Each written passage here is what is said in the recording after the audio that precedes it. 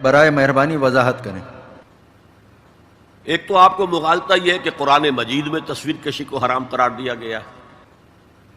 قرآن میں کہیں یہ حکم موجود نہیں ہے، بلکہ قرآن میں تو حضرت سلیمان کے بارے میں آتا ہے کہ ان کے لیے جو جنات جو تھے ان کی غلامی میں وہ تماثیل بھی بناتے تھے، مجسمے بھی بناتے تھے، تو مجسمہ سازی بھی حرام نہیں تھی اس وقت۔ اصل میں یہ حدیث نبوی ہے صلی اللہ علیہ وسلم کہ تصویر بنانا اور مجسمہ بنانا جاندار چیز کا وہ حرام ہے۔ اس وقت تک کیمرہ ایجاد نہیں ہوا تھا، بلکہ ہاتھ سے تصویر بنتی تھی۔ جاندار کی تصویر بن رہی ہے تو ہاتھ سے، مجسمہ بن رہا ہے تو ہاتھ سے، تو اس کے تو حرمت پر پوری امت متفق ہے۔ لیکن جب کیمرہ ایجاد ہو گیا تو ایک نئی چیز آ گئی نا، اس میں اختلاف ہو گیا۔ جیسے شاید آپ کے علم میں ہو، لاؤڈ سپیکر پر ہمارے بڑے بڑے علماء کا فتویٰ تھا اذان حرام ہے، خطبہ حرام ہے، اور فتویٰ کس کا؟ مولانا اشرف علی تھانوی رحمۃ اللہ علیہ کا۔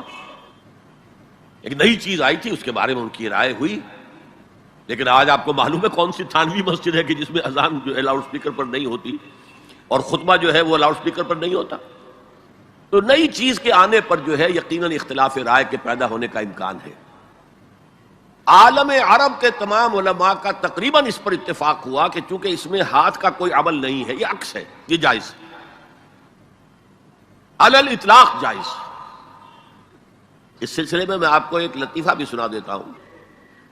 پاکستان میں ایک علماء کی کانفرنس بھی ضیاء الحق صاحب نے کروائی تھی، پوری دنیا سے علماء آئے تھے، کراچی میں کانفرنس تھی۔ عبد الفتاح ابو غدہ رحمۃ اللہ علیہ بہت بڑے حنفی عالم تھے، عالم عرب کے حنفی عالم بہت بڑے، عبد الفتاح ابو غدہ۔ اور یہ اصل میں جو عثمانی حکومت تھی ترکوں کی خلافت والی، اس کے میں جو شیخ الاسلام تھے ان کے شاگرد رشید تھے، تو وہ ان سے ملنے کے لیے مولانا محمد یوسف بن نوری رحمۃ اللہ علیہ وہ گئے، تو ساتھ ہی دعوت دے آئے۔ وہ تو ہوٹل میں جا کر ملے، ساتھ ہی کہا کہ ہمارا وہ دارالعلوم ہے، وہ بھی آپ ذرا وزٹ کر لیجیے، دیکھ لیجیے۔ وقت مقرر ہو گیا۔ اب مولانا نے بھی اپنے کچھ لوگوں کو بلا لیا، جن میں ان کے داماد مولانا محمد تحسین، ان کے بڑے داماد، سب سے بڑی بیٹی ان کے گھر میں تھی، وہ بھی تھے۔ انہوں نے یہ واقعہ مجھے سنایا ہے، یعنی یہ نہ سمجھیے کہ یہ کہیں ادھر ادھر سے سنا ہوا بات ہے، ایک ایسا شخص بیان کرتا ہے جو اس میں موجود تھا، اور جو مولانا بن نوری کا اتنا قریبی رشتہ دار تھا، ان کا داماد، کہ یہ اب انتظار کر رہے تھے کب آئے، تو اطلاع ہوئی کہ آ رہے ہیں، آ گئے تو نکلے باہر ویلکم کرنے کی، دیکھا کہ وہ ایک کیمرہ لٹکائے ہوئے چلے آ رہے ہیں۔ اب یہ انہوں نے محسوس کیا یہ اتنا بڑا عالم دین اور یہ کیمرہ، جیسے عام جو ہے لوگ لڑکے بالے لیے پھرتے ہیں کیمرہ، تو وہ اس طریقے سے وہ کیمرہ لیے پھرے، لیکن کیا کہیں، مہمان ہیں، کچھ کہہ نہیں سکتے۔ آ گئے، بیٹھ کر انہوں نے اپنا کیمرہ کھولا اور کہا ذرا ٹھیک ہو جائیے، سورہ اجتماعیہ، میں چاہتا ہوں ایک اجتماعی تصویر ہو جائے گروپ کی، سورہ اجتماعیہ۔ اس پر چیخ پڑے مولانا بن نوری، حرام حرام حرام، ہم نہیں کریں گے۔ انہوں نے کیمرہ تو بند کیا، لائیے دلیل، حرام ہونے کی دلیل کیا ہے؟ جو دلیل انہوں نے دی وہ کاٹ دی، جو دلیل دی وہ کاٹ دی، جو دلیل دی وہ کاٹ دی۔ آخر میں مولانا بن نوری کو کہنا پڑا کہ ٹھیک ہے یہ حرام نہیں ہے، لیکن یہ خلاف تقویٰ ہے۔ آپ نے کہا ٹھیک ہے، آپ اس پر قائم رہے، خلاف تقویٰ ہے، مجھے اس پر کوئی وہ نہیں ہے، لیکن یہ کہ آپ حرام کہیں گے تو مجھے دلیل دینی پڑے گی۔ آپ قرآن و سنت کی روح سے تصویر کشی حرام ہے، تو یہ آپ کے سامنے جو اتنے بڑے بڑے ویڈیو کیمرے گھوم رہے ہیں یا ٹی وی پر آپ کی جو تصویر آ رہی ہے، آیا یہ صحیح ہے یا اچھا ہے؟ یہ سوال کر لیا۔ دیکھیے کتاب و سنت کی روح سے جو چیز حرام ہے وہ ہاتھ سے تصویر بنانا ہے، کیمرہ تھا ہی نہیں۔ حضور کے زمانے میں ہاتھ سے تصویر بنتی تھی، ہاتھ سے بنائی جانے والی تصویر حرام مطلق ہے، اس سے پہلے وہ بھی حرام نہیں تھی، یہ بھی جان لیجئے۔ جیسے سجدہ تعظیمی جائز تھا، ایسے ہی حضرت سلیمان کے بارے میں آتا ہے، تماثیل، یہ بڑی بڑے تماثیل بناتے تھے لوگ، جنات جو تھے ان کے لیے، لیکن شریعت محمدی میں ہاتھ سے تصویر بنانا جاندار کی، نقشہ ہے آپ کھینچ رہے ہیں، کوئی فطری لینڈسکیپ ہے، کوئی حرج نہیں، جاندار کی تصویر بنانا حرام مطلق ہے۔ لیکن جب کیمرے کی ایجاد ہوئی تو اب یہ مسئلہ اجتہادی ہو گیا کہ آیا وہی حکم اس پر بھی ہوگا کہ نہیں ہوگا۔ عالم عرب کے علماء جو ہیں چوٹی کے، وہ اس کے قائل ہیں کہ اس پر اس حکم کا اطلاق نہیں ہوتا، ہاتھ سے بنانے والی تصویر پر ہوگا۔ البتہ انہوں نے کہا پسندیدہ یہ بھی نہیں ہے، ہاں تعلیم کے لیے اس کو استعمال کرنا جائز ہے۔ ہمارے ہاں کے علماء کی اکثریت اس کی قائل ہے کہ اس کے اوپر بھی وہی حکم ہوگا کہ یہ حرام ہے. وہ بھی کہتے ہیں کہ کسی معاشرتی ضرورت کے لیے جائز ہے، پاسپورٹ کے لیے جائز ہے، مجرموں کی شناخت کے لیے جائز ہے، میڈیکل ایجوکیشن کے لیے جائز ہے، وہ اس کو جائز کہتے ہیں. اس حوالے سے بہت سے علماء ہیں جن کے فوٹو بھی اخبارات میں چھپتے ہیں، جن کی جو بھی ہوتی ہیں مجالس شورا، اس کے بھی اجتماعات جو ہیں ان کے فوٹو آتے ہیں. تو عمل بہت سے حضرات کا مختلف ہے، لیکن ہم عمل کی بات نہیں کر رہے. ان کی رائے یہ ہے کہ حرام ہے، البتہ کسی معاشرتی ضرورت کے لیے جائز ہے. ہم نے اسی کو اختیار کیا ہے جو معاشرتی ضرورت ہے، اس سے کہیں زیادہ بڑھ کر دین کی ضرورت ہے، دین کے پیغام کو پہنچانے کے لیے. اب ایک ہے آپ آڈیو سن رہے ہیں، وہ زیادہ دیر سن نہیں سکتے. ایک ویڈیو ہے، یا تو آدمی آپ کے سامنے موجود ہے، 2 گھنٹے کی تقریر آپ سن سکتے ہیں، ہلتے بھی نہیں. وہی آپ کو آڈیو سننا پڑے تو آپ پہلو بدلیں گے. اسی طریقے سے اگر ویڈیو ہے تو آپ بات سن سکتے ہیں، ورنہ نہیں. تو ہم نے اس کے لیے اس کو جائز سمجھتے ہوئے اختیار کیا.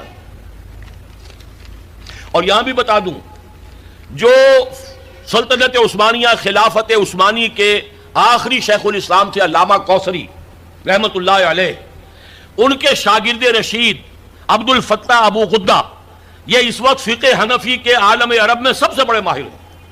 ان کے نزدیک بھی جائز ہے. ان سے میری ملاقات ہوئی ہے، ان کی رائے میں آڈیو پر لے کر آیا ہوں. بلکہ اب یہ وقت زیادہ صرف ہو رہا ہے، وہ تو یہاں پر جب آئے تھے ضیاء الحق کے زمانے میں ایک علماء کی انٹرنیشنل کانفرنس ہوئی تھی. ایک تو علماء جو ہوتے تھے کنونشن اسلام آباد میں تو مقامی علماء کے ہوتے تھے، ایک انٹرنیشنل، اس میں وہ بھی آئے تھے.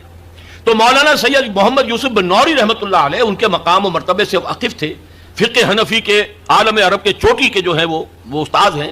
ملنے گئے ہوٹل میں، تو ظاہر بات ہے کہ جب وہ گئے تھے تو انہوں نے کہا میں بھی آؤں گا. آپ کیا یہ دعوت دے کر گئے کہ آئیے ہمارا دارالعلوم دیکھیے. وہ آئے. انہوں نے اپنے داماد کو مولانا محمد تحسین صاحب کو بھی بلا لیا، وہ ابھی زندہ ہیں، ان سے اس واقعے کی توثیق کرائی جا سکتی ہے. انہوں نے یہ واقعہ مجھے بتایا کہ جب وہ میں بھی تھا وہاں بیٹھے انتظار کر رہے تھے، جب بتایا گیا کہ آ گئے ہیں علامہ کوثری صاحب، وہ علامہ عبد الفتاح ابو غدہ، تو ہم سب اٹھ کر باہر نکلے. دیکھا ان کے گردن میں کیمرہ لٹک رہا ہے. اب ہم بڑے پریشان، یہ کیا ہے؟ ہم تو سمجھتے ہیں حرام، اور یہاں پہ یہ کیمرہ لے کر عالم دین جو ہے اتنا بڑا مفتی آیا ہے. خیر خاموش رہے.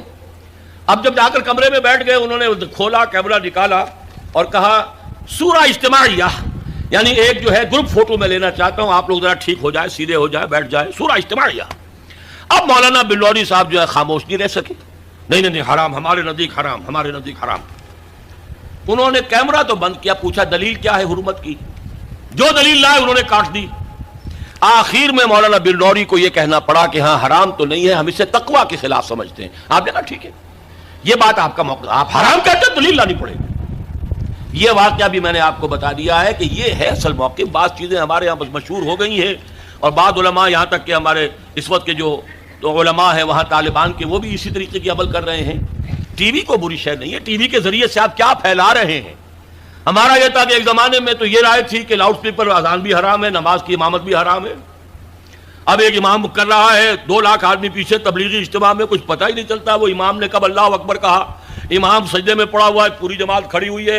امام کھڑا ہو گیا، پوری جماعت گری ہوئی ہے سجدے میں. یہ دادا گر گئے سجدے میں جب وقت قیام آیا.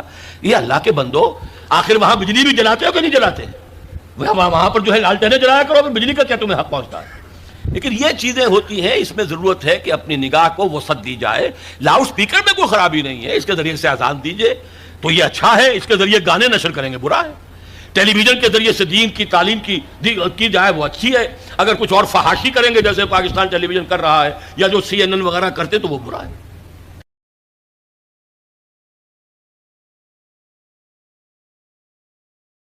اب جتنے بھی بڑے بڑے کاہن وہاں موجود تھے، ہر ایک چاہتا تھا کہ میں اس کی کفالت کروں گا، یہ میرے زیر تربیت رہے گی. اس کے بعد انہوں نے باقاعدہ پھر جو ہے قرآن اندازی کی.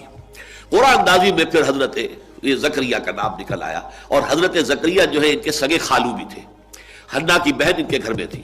تو حضرت زکریا کو اللہ تعالیٰ نے، اللہ فرما رہے ہم نے اسے کفالت میں دے دیا زکریا کے. یعنی وہ تفصیل یہاں بیان نہیں کی گئی کہ کس طریقے سے ہوا ہے. وہ چونکہ قرآن اندازی کے ذریعے سے ہوا ہے، قرآن کے فیصلہ بہرحال اللہ تعالیٰ کرتا ہے جس کے نام پر قرآن نکلا. وَكَفَّلَهَا زَكَرِيَّا. اب یہ کہ اس لمبی داستان کو مختصر کرتے ہوئے بات ہو رہی ہے. اب گویا کہ حضرت مریم بڑی ہو گئی ہے، سمجھدار ہو گئی ہے، ان میں شعور پیدا ہو چکا ہے، جوان ہے. کلما دخل علیہا زکریا المحراب.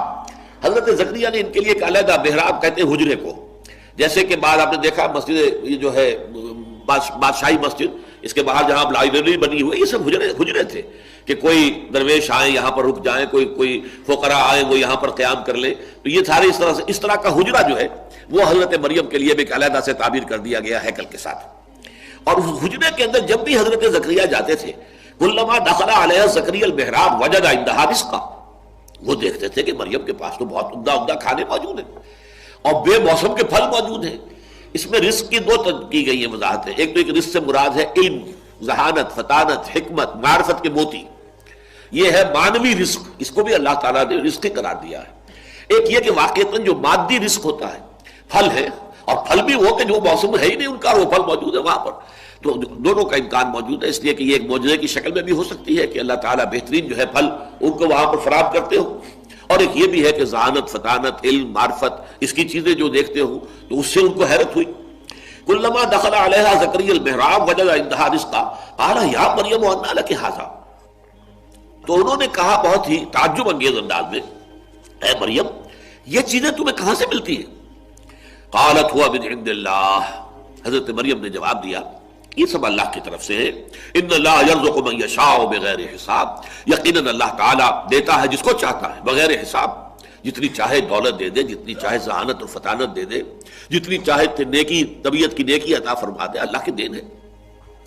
ہنالک دعا زکریا ربہ، اب اس سے حضرت زکریا علیہ السلام، یہ بھی نبی ہے، ان کے اندر جو ایک ہوک سی پیدا ہوئی، اس لیے کہ بہت بوڑھے ہو چکے تھے. سورہ مریم میں تو آغاز ہی یہاں سے ہوتا ہے کہ جب کہ حضرت زکریا نے اپنے رب سے دعا کی تھی کہ پروردگار میں بوڑھا ہو گیا ہوں، میرا سر جو ہے سفید ہو چکا ہے، میری ہڈیاں کمزور ہو چکی ہے، اور اللہ نے اس وقت انہیں کو اولاد نہیں دی تھی، اور مجھے اندیشہ ہے میرے بعد کوئی وارث نہیں ہوگا کہ جو اس دین کی امانت کو اس طریقے سے حفاظت اس کی کر سکے جیسے کہ کرنی چاہیے.